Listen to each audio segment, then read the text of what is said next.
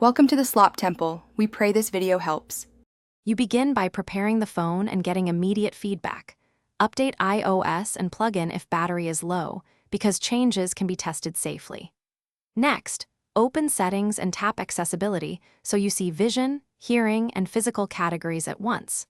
Once there, enable a single feature, VoiceOver for spoken feedback or Zoom for magnification, so you can confirm it works before making more changes. This quick test prevents confusion and shows why each toggle matters. Now customize the tools so they match how you use the phone. Change text size and bold text, then increase contrast to reduce glare. These visual tweaks improve readability immediately. For VoiceOver, open VoiceOver settings and set the rotor options, speech rate, and verbosity so spoken feedback matches your pace. Test a few items aloud to confirm. For Zoom, pick full screen or window zoom, set max zoom level, and practice gestures like the 3-finger double tap until they feel natural. Finish by creating quick access.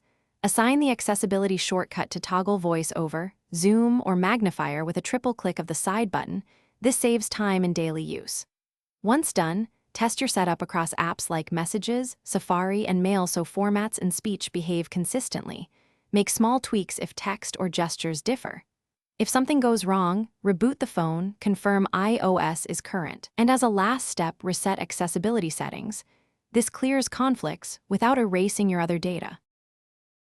Thanks for watching. Consider subscribing if we helped you.